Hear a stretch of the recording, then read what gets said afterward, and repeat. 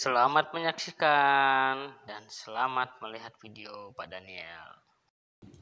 Selamat pagi anak-anak. Di hari ini ya Bapak akan memberikan sebuah materi yaitu di halaman LKS Agama di halaman 43 sampai halaman 44 ya. Nanti yang halaman 45 itu untuk tugas. Nah, yuk kita akan mulai ya. Nggak usah lama-lama, kita langsung buka LKS kita di halaman 43. Nah, itu ada pembelajaran 12 yaitu mengenai manusia baru selalu ingin berdamai. Nah, setiap manusia ya yang hidup itu ingin memiliki kedamaian atau keharmonisan ya. Semua orang itu pasti ingin ya.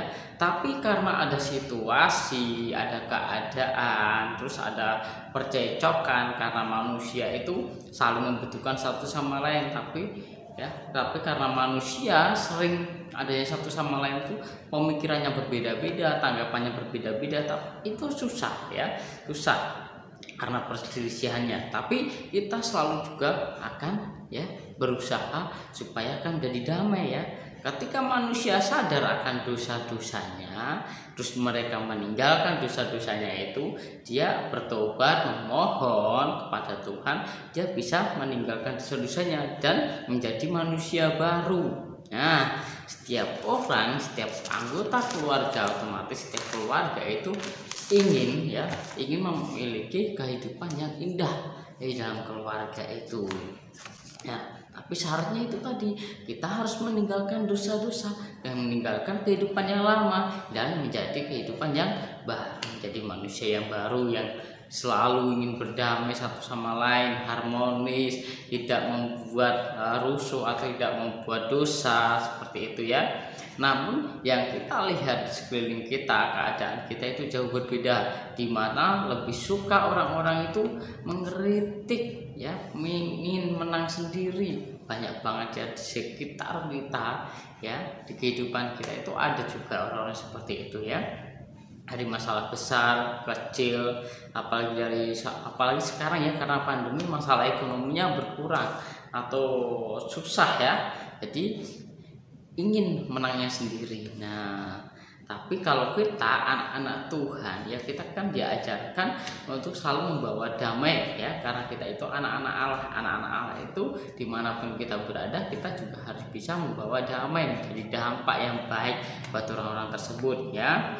Anak-anak Tuhan yang hidup dalam dosa dan berseteru dengan Allah ya,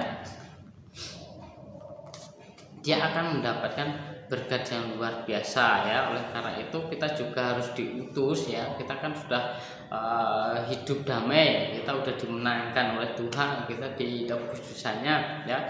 Kita juga harus membawa damai bagi orang-orang tersebut ya. Berbahagialah orang yang membawa damai, sebab mereka yang akan disebut anak-anak Allah ya. Kalau kita itu anak-anak Allah, jadi kita bisa membawa damai buat orang-orang sekitar kita. Nah, contohnya adalah Rasul Paulus ya, dia meneladani Tuhan Yesus sebagai alat pendamai bagi Filemon dan Onesimus. Ini soal apa nih?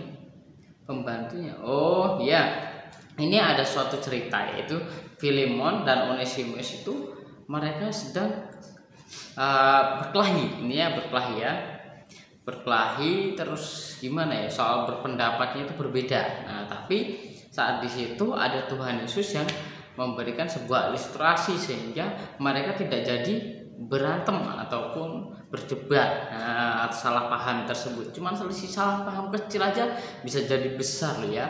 Nah, kita sebagai anak-anak Tuhan, anak-anak Allah ya, itu juga kita juga harus membawa damai. Apalagi nanti ada orang yang bertengkar ya, teman kita atau cekcok mulut, kita itu di situ harus menengahkan ya. Kita harus menengahi sehingga mereka berdua tidak jadi berkelahi. Nah, Rasul Paulus itu menulis untuk Filemon, artinya adalah nama Filemon adalah yang baik atau sopan, yang patut dikasihi ya. Memang Filemon adalah seorang yang terkenal baik sehingga ia menjadi teladan ya. Walaupun orang yang bisa menjadi teladan itu kadang juga ada cocoknya satu sama lain. Jadi setiap orang itu berbeda-beda pendapat ya. Kalau di sini kita masuk lagi ke Onesimus ya. Meskipun Onesimus adalah seorang yang pantas menerima hukuman, tetapi Rasul Paulus menyebutnya sebagai anakku dan saudaraku yang dikasih. Oke. Nah, karena Filemon tadi yang baik, terus Onesimus itu sebenarnya dia harus dihukum tapi juga dikasihi oleh Rasul Paulus, maka dua-duanya itu biarkan ya. Mereka dua-duanya itu ditebus kesalahannya sehingga ada perdamaian. Nah, ada perdamaian sehingga Onesimus tidak jadi dihukum, terus Filemon yang benar ya tetap dibenarkan oleh Tuhan, oleh Rasul Paulus ya. Itu. Oke, kita lanjut lagi. Nah, Paulus memberikan kesempatan bagi Onesimus untuk mengalami perubahan hidup dari yang tidak baik menjadi baik. Nah, itu namanya pertobatan. Jadi kalau dulunya suka bertengkar ya kita harus lebih lagi, tidak boleh bertengkar, bukan lebih semakin ganas loh ya, bukan semakin menggila lagi, tapi dari yang jahat itu menjadi baik, yang suka bertengkar tidak suka bertengkar, terus dari yang marah-marah sekarang sering semurah senyum kepada semua orang, dari yang benci sekarang menjadi mengasihi, seperti itu ya. Setiap orang pasti mempunyai kesalahan ya. Setiap yang baik, sikap yang baik adalah mempunyai nilai hidup yang bagus ya. Anak-anak Tuhan diutus untuk menjadi jembatan perdamaian ya, terus menjadi penengah bagi sesamanya ya. Anak-anak Tuhan kita dimanapun kita berada, kita tidak boleh membawa dampak yang buruk, kita harus menjadi dampak yang baik. Nah, oke teman-teman, anak-anak ya, sampai di sini pembelajaran kita di hari ini. Nah, tugasnya adalah mengerjakan post-test di halaman 45. Itu ada 2 soal, 1 dan 2. Itu dikerjakan ya. Jangan sampai pengumpulannya terlambat.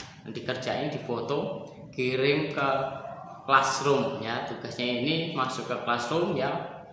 Jadi setiap pembelajarannya masuk classroom, jadi tugasnya pun juga dikumpul ke classroom. Oke, tetap semangat, Tuhan Yesus berkati. Bye bye.